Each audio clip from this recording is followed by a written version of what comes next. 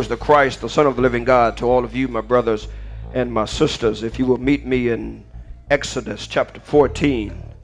Exodus, we've been tabernacling in Exodus. So Exodus chapter 14, want to lift up verses 30 and 31. As we deal with today, Red Sea rule number 9, which is view your current crisis as a faith builder for the future.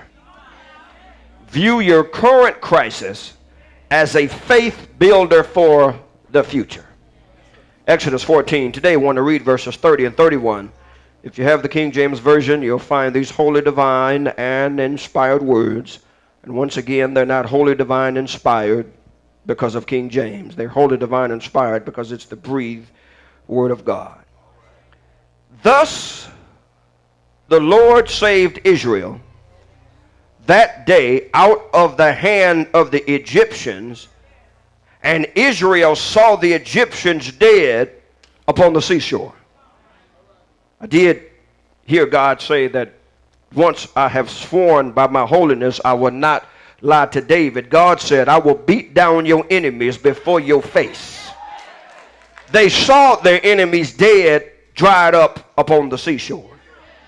And Israel saw the great work which the Lord did upon the Egyptians and the people. And as a result, they feared the Lord. As a result, they believed the Lord.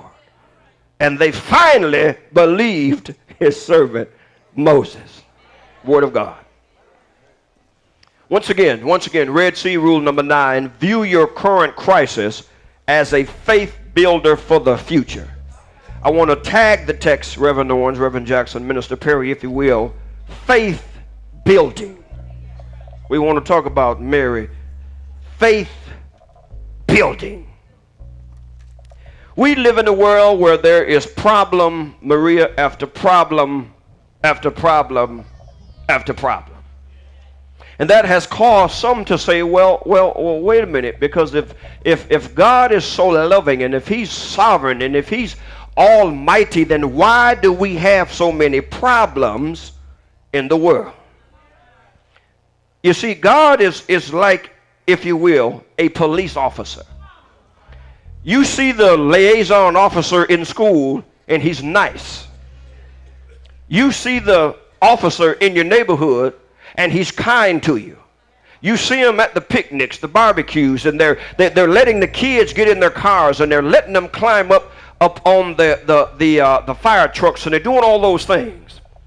But that same officer, once you break the law, now when he puts handcuffs on you, he ain't as nice as he was when you was at the ice cream social. He's still the same police officer. So what I'm trying to tell you is God is the same way. As long as you don't break the law, there would not be a problem with God or the police officer. Now, we ain't talking about the idiots that's beating people, shooting folk. We ain't talking about them. Because there's some good police officers, there's some bad police officers. There's some good pastors, there's some horrible pastors. There's some good everybody, and there's some bad everybody. But God says, as long as you operate in the law, you and me won't have a problem. But the minute you break the law, I'm going to have to put force on you and put you in the squad car. And at that time, I don't care if I bump your head on the car. I'm arresting you. I am not trying to be nice at this moment.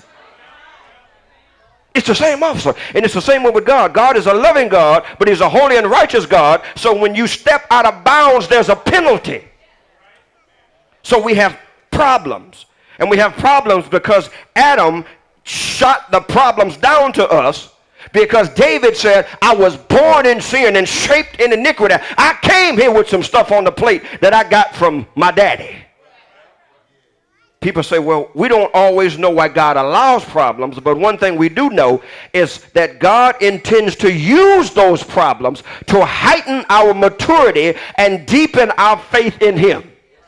We know on record, Minister Perry, God has said through Paul in Romans 8:28, he says, all things work together It says all things work together for good. To who? To those that love God, to those who are the called according to his purpose. It might not be good now, baby, but God is going to turn that thing around and it's going to come out well. You remember Joseph told his brother, said, you meant this for evil, but God turned that thing around for good. You remember Peter, who's writing to Christians being persecuted in Rome in 1 Peter 1:7. He says that the trial of your faith being much more precious than gold, though it now be tried with fire. You see, trials and troubles, Delbert, are dumbbells and treadmills for the soul. What they do is they help develop strength and stamina. Exodus 14 concludes by noting how the Israelites benefited from their narrow escape. And Andre Crouch said it this way. He said, if I never had to cry at night, I wouldn't know the joy of waking up to a dry pillow. So God uses trials to promote you, to get you and me closer to him. Let me help you. Listen, if you was never hungry, you couldn't testify that God would feed you. If you was never sick, you wouldn't know that God could heal you. If you was never confused, you wouldn't know that God can give you peace. If you were never tired, you couldn't tell me God can give you rest. If you was never weak, God couldn't make you strong. So he allows things to happen to show his strength and power in us. He told the Israelites, said, I suffered you to hunger so I could feed you. I allowed you to get hungry so you could the only one to know that I could feed you. He said, the reason, Deb, I let you hit rock bottom because it's then you will discover I am the rock at the bottom. So God uses problems, and this problem that they had, now they got some act right after they had the problem solved. It said they feared the Lord, which means digging rich, and they wasn't scared of him. It wasn't a Frankenstein type fear. It wasn't the fear that the kicker has for Michigan because he's already getting death threats. Serious. I don't understand that because the people don't play the game, ain't getting a penny. But I told him yesterday he can't walk the streets of Ann Arbor. It ain't that type of fear. This fear means they reverenced God.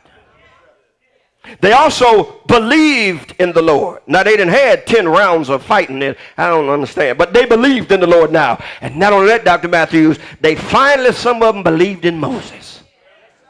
Yeah, at this point. When Moses raised that rod and that water stood up, they said, Doc, yep. Yeah. What it did, Mama, it beefed up their faith for the great challenges ahead of them. Look what happened in verse 31. It's right there. They saw the great work. They saw the folk chasing them dead. And now they reverence God. They believed the Lord. And they said, Moses, I guess God is with you. See, faith has a cumulative effect. We amass it and we garner it. We grow it and lay it in store for future times. Our faith grows stronger through the seasons of life. I told you before. See, the reason you're having all that hell here because God has somewhere else to send you. But what you need to understand, new levels mean new devils. You ain't going to be able to whoop this demon with the power you whooped that one at. The one at this level is much bigger. So the faith you had 10 years ago ain't going to help you because now you got a present day giant. So your faith needs to grow, and it grows through the seasons of life. Now the question is, little Darius, somebody said, well, what is faith? And when we came up, Justin, they messed us up. They didn't know, but they messed us up. Because somebody had nerve to tell us in the pulpit, faith was jumping off of a cliff not knowing there's a bottom. You know what? That's stupidity. That ain't faith. They didn't know no better. They was trying to help her. Faith is not jumping off the building not knowing there ain't a bottom. That ain't right. So don't do that. Tell me I'm about to prove I got faith. Well, on the way down, you better get your phone and call Harper or Buck somebody because you're going to die. That's not faith. Jones say that's stupid. We can say that faith, watch this now, Sam, is making reasonable assumptions. Yeah, we can give you the definition. Faith is the substance of things hoped for, evidence not seen. Yeah. But listen, faith is where we make reasonable assumptions. Okay? We take our morning showers and we assume there's going to be water. Preferably hot water. We're assuming. Okay? When we eat our Kellogg's and Post cereal, Battle Creekins, We expect it to be healthy and wholesome. We assume what they put on the box is correct. When driving to work, we proceed through green lights, and we sure enough assuming that it's red for the other folk. Yeah. Every single day we live by faith in more than 100 ways. Even the sincerest atheist lives by faith. Not only in his atheistic philosophy, but in the very process and the procedures of everyday life. It was created that way. It is funny to me because when people say God doesn't exist, I say, who don't exist? They say, God. I said, well, how can you deny him if he don't exist? You just said God don't exist. Who don't exist? God. Well, then you just said he don't exist. Who? God. If you denying him, he must be here. Or else it would be a non-issue. God created the universe so that the faith principle is always at work. Everybody that came in here today, I don't care what faith level you are, you exhibited faith. Because I didn't see nobody check the chair and say, I wonder if they put a screw out. I wonder if this going to hold me. I don't care how much you weigh. When you came in, you did this. You exhibited faith that chair would hold you up. But faith is only as good as the object you place it in. So all of us use faith every day. For Christians, faith is making reasonable assumptions about God's care and control over our lives, but it's based on his scriptural promises, as Dr. Matthews told us today. There's 8,810 promises in the Bible for us, and most of us know one or two.